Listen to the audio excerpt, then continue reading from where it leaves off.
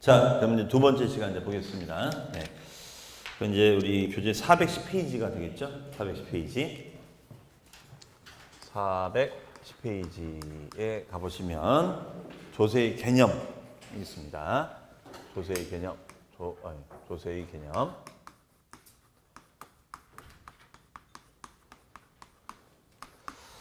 자, 그리고 이제 여러분들이 이제 그 수업 시간에 뭐 저희가 이제 뭐 물어본다거나 뭐 이랬을 때는 그냥 생각나는 대로 답변할 상관없어요. 틀려도 괜찮아요, 틀려도. 뭐. 어차피 모르는 건도 뭐 어떻게 뭐 실수할 수 있는 거죠. 그러니까 그건 여러분들이 연하지 마시고 적극적으로 대답하시고 그러시면 더 좋은 분위기로 우리가 할 수 있고 또 이게 틀려줘야지 내가 더 기억이 잘 나요. 너무 틀려줘야지, 그렇죠? 그럼 나의 틀림으로 인해서 많은 분들이 이해하게 되는 거야, 그렇죠? 자, 조세의 개념. 이 조세의 개념은 이제 여기서부터 출발이 되는 겁니다. 근데 말 그대로 조세라는 단어를 우리가 일상생활에 잘 쓰질 않아요. 조세. 조세란 말보다는 우리가 어떤 말을 많이 쓰죠? 세금. 세금이라고 하잖아요. 세금. 그렇죠? 그럼 세금의 개념 하면 되는데 꼭 이렇게 한자어로 뭐 조세 이렇게 얘기합니다. 그러면 세금은 누가 걷죠? 세금은? 국가도 걷고 또 지방자치단체. 그러니까 평택세무서도 걷고 그다음에 평택시청도 걷어요. 그렇죠? 그래서 관할이 이것이 우리가 국가냐 아니면 지방자치단체냐에 따라서 나눠지는 거예요. 그렇죠? 그래서 우리는 요 국가가 거두면 이거를 뭐라고 한다고요? 국세라고 이름을 지은 거고 지자체가 거두면 이거를 지방세라고 이름을 지은 겁니다. 네, 요거예요. 그러면 이 세금을 우리가 거둘 때는 우리가 어떻게 하는 거냐? 재정 수입을 조달할 목적으로 걷는다. 이런 얘기를 해요. 재정 수입을 조달할 목적. 그러면 재정이라는 것은 뭐냐면 국민 개개인이 할 수 없는 일을 국가가 지자체가 대신해서 할 수 있잖아요. 국민 개개인이 할 수 없는 일을 국가나 지자체가 할 수 있다. 이런 얘기예요. 그러면은 이때 이 재정 수입을 조달할 목적으로 국가가 걷기도 하고 지자체가 걷기도 한다. 이렇게 얘기합니다. 그러면 누구로부터? 예? 이제 요거는 이제 우리가 납세자라고 합니다. 납세자로부터 걷어요. 납세자. 그러면 납세자라는 말이 있고 납세 의무자라는 말이 있어요. 납세 의무자. 벌써 여기서 시작이 되는 거예요. 그러면 똑같은 말 아니냐? 납세 의무자를 줄여서 납세자라고 하지 않냐? 이렇게 생각하시는 분도 많이 계신데 그렇지 아니라 납세 의무자를 줄여서 납세자가 아니라 납세자 안에 납세 의무자하고 플러스 징수 의무자가 있는 거예요. 징수 의무자. 이걸 합쳐서 요걸 납세자다 이렇게 얘기합니다. 요걸 납세자. 이해하시겠죠? 네? 야, 그런 거구나. 나는 여태까지 똑같은 줄 알았는데. 그렇죠? 그래서 이게 아다르고 어다르요. 공부를 해보면. 그러면 또 징수라는 단어, 이거는 많이 들어본 거죠? 납세무자. 그럼 납세무자는 저나 여러분처럼 일반 개인도 될 수 있고, 기업도 될 수 있지 뭐. 그렇죠? 그러면 개인이 돈을 벌어서 내면 이제 소득세라는 걸 내는 거고요. 기업이 돈 벌어서 내면 무슨 세금 낼까요? 기업. 법인세. 기업은 법인세를 낸다고 얘기하죠. 그렇죠? 그러면 징수라는 단어는 또 뭐냐? 징수. 자, 용어가 중요하다고 그랬어요, 제가. 징수란 말을 그대로 직역하면 징수는 거둔다 이거예요. 거둔다. 세금을 거둔다 이렇게 합니다. 세금을 거둔다. 그럼 세금을 거둘 의무가 있는 자, 이걸 징수무자라고 하는 거예요. 그러면은 아직까지는 이게 무슨 말인가? 세금을 거둔다는 말 알겠는데 대표적인 게 자, 요 단어를 제가 제시하면은 아마 여러분들이 알 수도 있을 거예요. 우리가 만약에 그 월급에서 만약에 월급을 받으면 월급에서 뭐 떼죠? 세금 떼죠. 그 다음에 또 뭐 떼일까요? 사대보험 떼잖아요. 그렇죠? 그럼 이렇게 세금을 떼는 것을 뭐라고 하느냐? 이것을 원천징수라죠. 들어보셨죠? 원천징수한다. 그때 이 단어가 들어가는 거예요. 이거 얘기하는 거야. 이런 원천징수를 할 의무가 있는 자 이렇게 얘기합니다. 그러면 예를 들어서 우리 여러분이 이제 만약에 합격을 하시면 여러분들은 두 가지 일을 할 수 있죠. 내가 중개사무실에 경력을 좀 쌓고자 경험을 쌓고자 취업을 할 수 있어요. 그러면 취업을 하면은 아마 중개사법 시간에 얘기했을 것 같은데요. 취업을 하면은 개업공인중개사가 되는 거예요. 소속공인중개사 되는 거예요. 소속공인중개사, 소공이라고 하죠. 소공, 그렇죠? 그러면 창업을 하면 개업공인중개사, 개공, 그렇죠? 개공소공, 개공소공. 사실 개공소공이라니까 뭐야, 개공? 네. 근데 이게 또 지방 어디에도 가보면 개업공인중개사를 소장님이라고 많이 얘기해요. 소장님. 응? 소장님. 그래서 저는 맨 처음에 그 소장님이라는 말을 잘 몰라가지고 어디 울산인가 어디 가는 소장님이라고 하더라고. 그래서 제가 물어봤죠. 부소장님은 그럼 어디 계시는 거예요? 그게 아니라 개업공인중개사를 소장이라고 이제 보통 하더라고요. 자, 그러면 개업공인중개사가 개공이 여러분 소공한테 월급을 주잖아요. 월급을 줘요. 월급. 그럼 월급에서 세금을 떼입니다. 월급에서 세금을 떼요. 월급에서 세금을 떼입니다. 그러면 월급에서 세금을 딱 떼고 나면 이제 어떻게 되죠?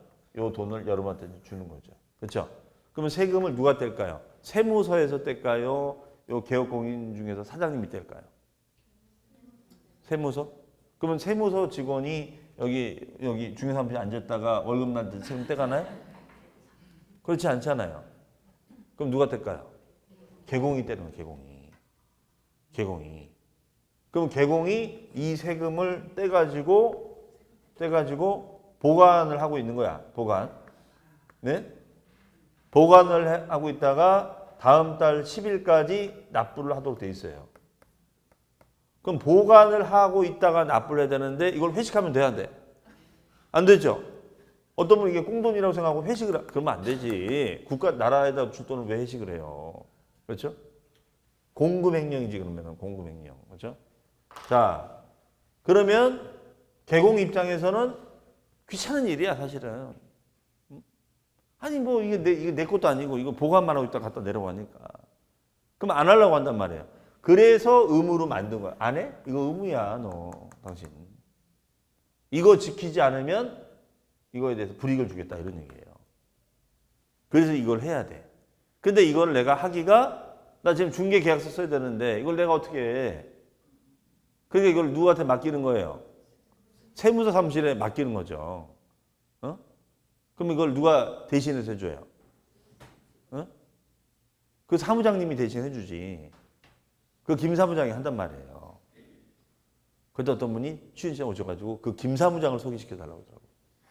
아니 그냥 내가 김 사무장이라 한 거지. 내가 안다기보다도. 어쨌든 간에 그 사무장이 이제 이걸 이제 도와주는 거죠. 나를 대신해서. 이게 바로 징수 의무자라고 하는 거예요. 그래서 징수 의무자는 국가 뭐 이게 아니라 누굴 말하는 거야? 사업주. 사업주가 되는 사업주. 그렇죠? 근데 보통은 이제 누가 내죠? 내가 내는 거지, 내가. 근데 이제 원천징수 같은 할 때 사업주가 납세 문제가 되는 거예요. 의무자가 되는 거예요. 그렇죠? 그래서 의무자는 둘이 있다. 우리는 알고 있는 의무자가 납세 의무자. 그다음에 요거 업무를 하는 것이 징수 의무자. 이해하시겠죠? 그러면 여기서 말하는 재정이라는 것은 국민 개개인이 할 수 없는 일을 국가나 지자체가 할 수가 있어요. 예를 들어서 뭐 이거 있잖아요. 공원을 만들어준다. 공원을 만들어준다. 공원을 우리가 어떻게 만들어? 공원을. 그렇죠? 그 다음에 뭐 도로를 갖다 낸다. 도로. 그렇죠? 평택에서 뭐 당진간에 뭐 직행도로를 만든다. 그러면 그 막대한 예산이 들어가잖아요. 그렇죠? 그러면 이런 것 등등등등등에 대해서 돈이 필요해. 이게 바로 재정이에요. 재정. 그렇죠? 그러면 재정을 확보하려면 세금을 많이 걷어야지. 그렇죠? 그럼 부동산이 막 잘 돌아가야죠. 부동산 거래가 잘 돼야 되죠. 그래서 부동산 거래가 잘 안 되면 국가나 지자체도 괴로운 거예요, 사실은. 그러니까 말을 못해, 솔직히 말해서. 그러면 해당 지자체는 여러분이 부동산 투기를 하길 바라야 안 바라요? 사실은 바래. 좀 투기 좀 해줬으면 좋겠어, 아주 그냥. 그래야지 계속 사고 팔고 해야지 세금이 들어올 거 아니야. 팔면 무슨 세? 양도세. 사면 취득세. 그렇죠? 그래야지 세금이 많아야지 재정이 많아서 뭘 할 거 아니에요. 그런다고 대놓고 얘기할 수는 없잖아. 어? 해당 시청에서 부동산 투기하세요. 광고할 수는 없잖아요, 이게. 그러니까 투기하지 마세요. 이렇게 얘기하는 거지. 근데 그 말 뜻은 거꾸로 투기 좀 해주세요. 그 얘기야. 사실은 그래야지 세금이 많이 들어올 거 아니에요. 그만큼 예민한 게 이겁니다. 그래서 부동산 거래가 안 되면 우리만 괴로운 것이 아니라 지자체도 세무서도 괴로운 거예요, 사실은. 이 재정의 중요한 역할을 하거든요. 그래 여러분들 부동산 투자를 많이 해보셨다면 여러분은 좋은 일을 하신 거야. 나도 좋고 여기도 좋고. 왜? 세금 내니까. 그렇죠? 자, 그러면 이 세금은 크게 국세하고 지방세가 있다. 그러면 당연히 이런 것도 물어볼 수 있겠죠. 의뢰인이 그러면 이 세금은 어디다 갖다 내는 거냐? 이거는 시군구에다 갖다 내야 되느냐? 세무서 갖다 내냐? 물어볼 수 있잖아요. 그래서 한번 시험에 나온 적도 있었어요. 이 세금이 국세냐 지방세냐. 그럼 아까 우리 했었던 시험 범위에 들어갔던 세목 중에 보면 취득세는 아까 어디다 갖다 냈었죠? 취득세? 시군구청에다가. 등록면허세는 똑같이 아주 취득한 거를 기록하는 거니까. 재산세는 계속 시군구. 종부세는 세무서. 양도세는 세무서. 이렇게 물어볼 수 있다는 거죠. 그렇죠? 네, 이제. 자, 그다음에 그러면 이 세금을 우리가 이제 갖다가 납부를 해야겠죠. 납부를 합니다. 납부를 해요. 납부. 그러면 납부하는 방법이 있습니다. 납부하는 방법이 있어요. 방법. 자, 납부하는 방법이 있습니다. 그럼 납부하는 방법은 원칙적인 방법이 있고 그다음에 예외적인 방법이 있어요. 원칙과 예외적인 방법이 있다. 그러면 원칙적인 방법은 무슨 납부냐? 금전 납부라고 합니다. 금전 납부. 자, 또 용어가 나왔네요. 금전이라는 용어는 이제 우리 민법에서 쓰는 용어예요. 그걸 그대로 갖다 쓰는데, 그럼 보통 금전이라는 말 안 쓰잖아요. 근데 보통 우리가 뭐 금전을 주고받았다. 그러면 금전수수 이렇게 얘기하는데, 그 말보다는 이제 우리는 이 말하고 비슷한 말이 뭘까요? 현금. 그렇죠. 현금 납부. 우리 세금은 카드 결제 될까 안 될까? 카드 결제 되죠. 요즘은 지방세 같은 거는 편의점에 그 무인 저기에서 카드 결제 됩니다. 그렇죠? 너무 편해. 이게 카드 결제. 가상화폐는 될까 안 될까? 가상화폐. 비트코인은 아직까지는 세금을 비트코인으로 내지는 않습니다. 그래서 혹시 가상화폐 갖고 있다고 해서 그걸로 내면은 연락 와요. 이러시면 안 된다고. 돈으로 내셔야 돼요. 그렇죠? 자, 그다음에 예외. 내가 현금을 내야 되는데 현금이 없어요. 그럼 어떻게 내야 될까요? 그러니까 무슨 말이냐면 돌아가신 아버님이 돈으로 주셔야 되는데 예금으로 주셔야 되는데 적금으로 주셔야 되는데 다 땅으로만 준 거야. 그렇죠? 그럼 뭘로 내야 돼요? 땅으로 내야지. 그거를 우리는 뭐라고 하냐? 물납이라고 합니다. 무슨 납이요? 물납이라고 해요. 물납은 토지 등으로 납부하는 거예요. 토지 등으로 납부하는 것을 물납이다 이렇게 합니다. 땅으로 내라 이거예요. 그러면 물납을 하면은 유리할까요? 불리할까요? 그러니까 이거지. 물납을 했는데 내가 분명히 물납하기 전에는 땅값이 그냥 얼마 안 됐어요. 근데 물납하고 났더니 막 뭐 2배, 3배 뛰는 거야. 그럼 얼마나 억울해요. 그러니까 웬만하면 현찰로 내는 게 낫지. 그렇죠? 자, 근데 금전으로 내야 되는데 금전이 많아. 이게 세금 액수가 많이 나온 거예요. 그럼 이걸 한꺼번에 못 내잖아. 그러면 이거를 어떻게 할 수 있냐? 나누어서 낼 수가 있어요. 나누어서. 그러면 나누어서 내는 것을 뭐라고 하느냐? 이것을 분할 납부다라고 얘기합니다. 무슨 납부요? 분할 납부. 네, 분할해서 납부해 주세요. 이렇게 합니다. 분할 납부. 자, 이렇게 우리가 얘기를 합니다. 이게 바로 이제 조세 개념이라고 얘기했죠. 그러면 이러한 조세는 우리가 어떤 종류가 있느냐, 조세 분류에 대해서도 우리가 이제 학습을 해봐야겠죠. 네, 이렇게 갑니다. 자, 그러면 우리 조세의 개념 한번 보겠습니다. 조세 개념. 조세의 정의는 자, 조세 정의는 어떻게 되냐? 국가가 지자체가 필요한 경비, 특정 목적의 경비를 조달하기. 이걸 재정이라고 해요. 이런 재정을 조달하기 위해서 직접적, 개별적 반대급부 없이 요건을 충족한 개인이나 법인, 기업으로부터 강제적으로 거둬들이는 금전적 부담을 말한다. 금전이라기 뭐라고요? 현금이라고 했죠, 현금. 네. 그러니까 반대급 없다라는 말은 뭐예요? 반대급 없다는 것은 어떤 대가 없이, 그렇죠? 그러면 이제 특징을 보면 자, 굵은 제목 위주로만 볼게요, 제가. 그러면 세금을 걷는 주체는 누가 있다? 국가와 지자체. 그러면 국가의 동그라미, 국가가 걷는 걸 뭐라 그래요? 국세. 지자체 동그라미, 뭐라 그래요? 지방세 써놓으시면 되겠죠. 그 다음에 조세 목적은 재정 수입을 확보하는 데 있다. 재정이라는 것은 국민 개개인이 할 수 없는 일을 국가가, 지자체가 대신해서 할 수 있는 것을 말하는 거죠. 그 다음에 세 번째, 조세는 직접적, 개별적, 반대급부 없이 부과된다라고 되어 있어요. 반대급부 없이. 그럼 반대급부가 없다는 것은 무슨 말이냐? 자, 내가 세금을 100만 원 냈어요. 그러면 평택세무서에서 나한테 캐시백 100만 원 해주나요? 포인트 적립해주나요? 그거 아니잖아요. 포인트 쓰실래요? 그거 아니잖아요. 그렇죠? 내기만 하는 거지. 갖다 바치는 것만 하는 거지. 뭘 반대급부가 있어요. 그렇죠? 자, 이해되시겠죠? 그 다음에 네 번째, 조세는 법률에 규정하는 과세요건을 충족한 자에게 부과한다. 아, 당연히 세법이니까 세금은 법적 근거가 있어야죠. 그나저나 나 왜 내는 거야? 아, 예, 선생님은 소득세법 제32조 2항에 의거하여 내는 것입니다. 이런 법적 근거가 있어야 된다, 이런 얘기예요. 말 되죠? 네, 이거를 우리는 조세라고 한다. 그러면 거기 보시면 이제 과세요건에 중요한 용어가 있습니다. 용어 사전보다 쉬운 용어 설명해가지고 납세무자, 과세대상, 과표세, 이거 중요한 용어니까 읽어두시고요. 이거는 좀 이따 설명을 제가 또 드릴게요. 다섯 번째, 조세는 어떻게 걷는 거예요? 강제적으로 징수하는 수단이다. 그렇죠.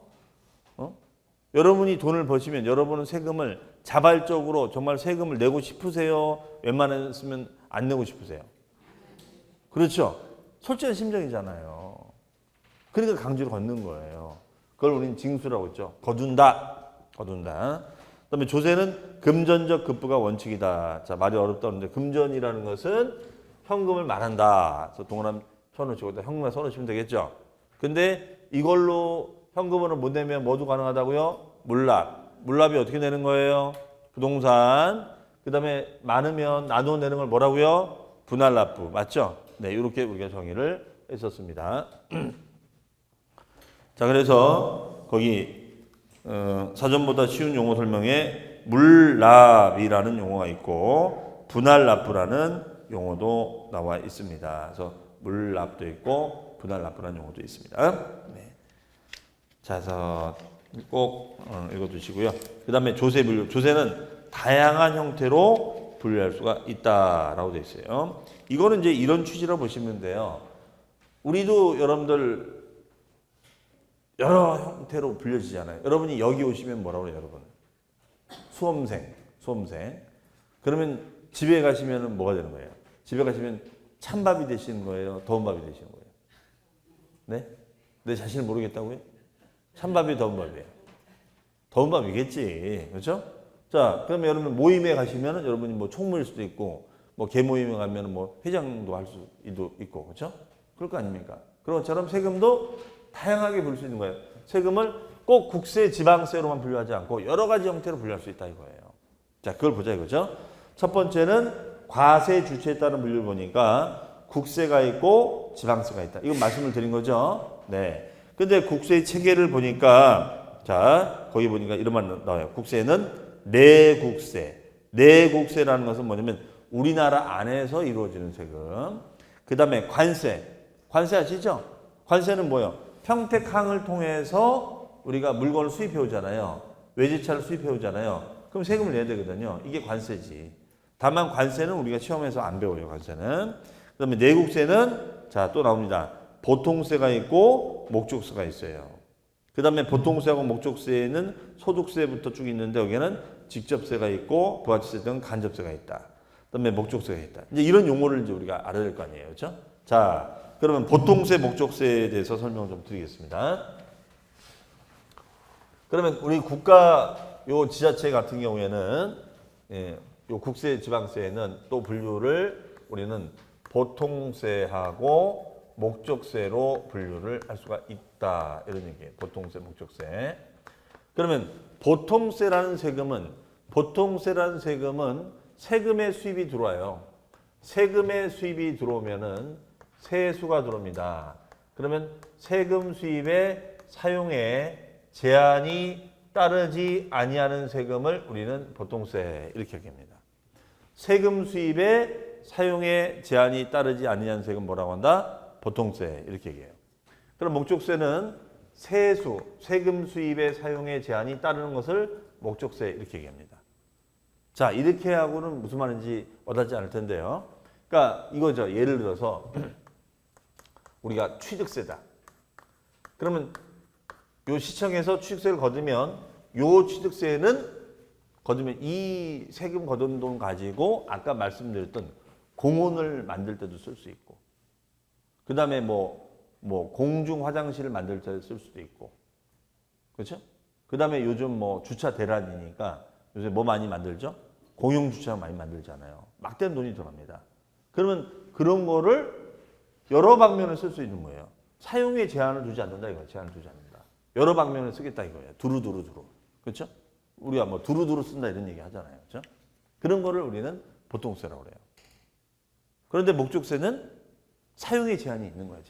제한이 있는 거예요. 그래서 얘는 특징이 뭐냐면 특징이 이름만 봐도 목적이 보여요. 이름만 봐도.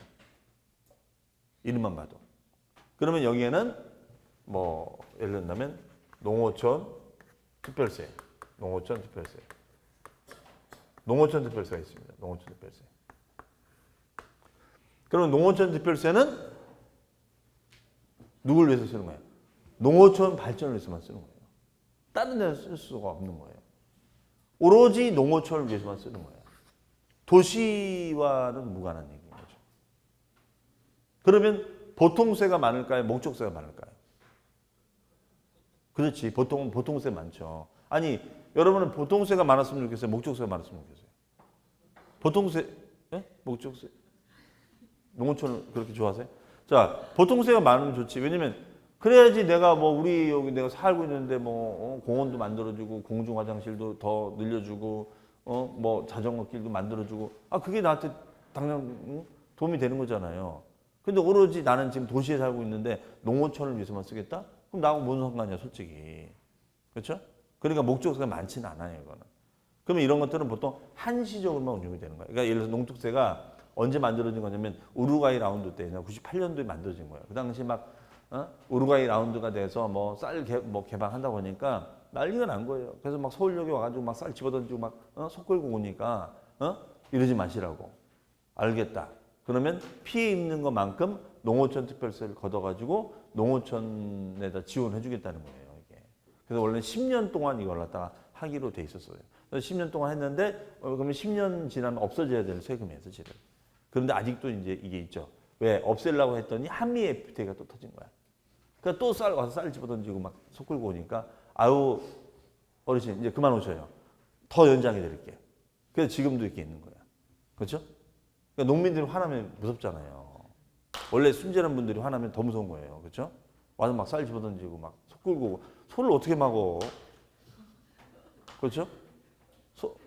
막 도로에 소떼가 다닌다고 생각해 보세요. 그럼 소가 우리를 피해요? 우리가 소를 피해야 돼요? 우리가 피해야지. 그렇죠? 차가 소에 받쳤어. 그럼 어떡할 거야? 그렇죠? 그러니까 이게 자, 그래서 이제 이런 세금이 있습니다. 그다음에 이제 이해하셨고, 그다음에 또 이제 세금 중에는 이런 세금을 또 직접세하고 간접세로 또 나눈다 이거예요. 직접세하고 간접세. 이런 단어가 있어요. 그러면 직접세, 간접세가 있는데 이거는 뭐 하는 거냐? 직접세는 납세 의무자와 납세의무자와 담세자가 일치하는 세금이에요. 일치하는 거. 근데 간접세는 납세의무자와 담세자가 일치하지 아니하는 세금. 이걸 간접세라 이렇게 얘기합니다.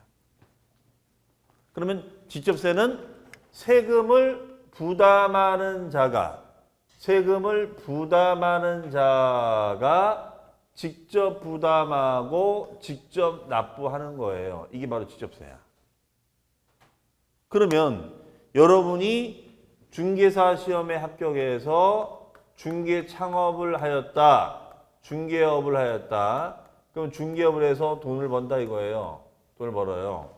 그러면 중개해서 돈을 벌면은 어떻게 한다? 이분이 세금도 부담하고 이분이 직접 납부도 하잖아요. 그렇죠? 내가 돈을 버는 거니까 이게 직접세야.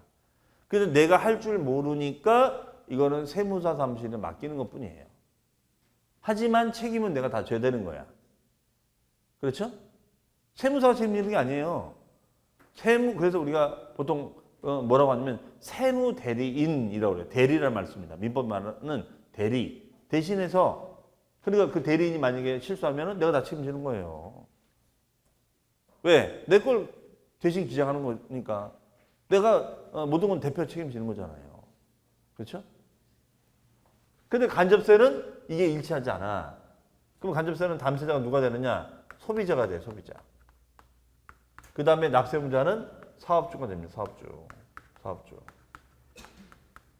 그러면 소비자가 부담을 하고 사업주가 납부하는 거예요. 이런 구도로 돼 있어. 소비자가 부담을 하고 사업주가 납부하는 이런 구도로 돼 있습니다. 그러면 그 대표적인 사례가 주세죠. 주세. 이거 주세. 그렇죠? 이거예요. 그럼 술이죠? 이거 술이에요, 술. 자, 그러면 왜 이런 걸 만들었을까 생각을 해보죠. 그러면 저나 여러분 소비자죠. 자, 이거를 이제 샀어요. 그러면 내가 주세를 부담합니다. 그럼 내가 주세를 부담하고 내가 세무서 가서 납부하나요? 납부를 안 하죠. 왜? 술이 채거든. 네? 지금 제정신이 아니야. 지금 그렇죠? 내가 지금 시험에 합격을 해가지고 지금 소주 지금 2병째야 지금 제정신이 아니야 지금. 근데 이제 부담도 하셨으니까 납부도 하셔야죠. 그러면 이제 세무서 난리 나는 거야 이제. 서장 나와. 네가 날 왜 괴롭혀 들어 넣고 난리 날 거예요 이제. 그러니까 오지 마세요. 그냥 먹고 쓰러지셔. 돈만 내놓으셔. 그러면 사업주인 내가 대신해서 갖다 낼게요. 이게 간접세예요. 그러니까 이 직접세 간접세 논리를 만든 이유는 얘 때문에 그런 거야. 보통은 이렇게 하는데 소비만 하세요. 그냥 소비를 촉진하기 위해서 이런 걸 만든 거예요. 그럼 부담이 없잖아요. 여러분이 만약에 자 우리가 예를 들어서 VAT가 뭘까요? VAT? 부가치세 이거 아시죠? 그러면 내가 만약에 홈플러스나 이마트 갔어. 그러면은 물건 사면 부가세 내죠? 그럼 내가 부담하고 손님 세무서 가서 내시는 거 아시죠? 그러면 내가 장 볼 때마다 세무서 가야 돼? 그럼 난 못 가지. 그럼 나 일주일에 안 가. 난 너무 귀찮아. 그러면 한 달에 한 번 가겠죠. 그럼 소비가 안 되는 거예요, 이거는. 그렇죠? 그래서 우리나라는 간접세 비중이 높아요. 왜? 이 간접세는 조세 저항이 별로 없어요. 왜? 술이 채거든.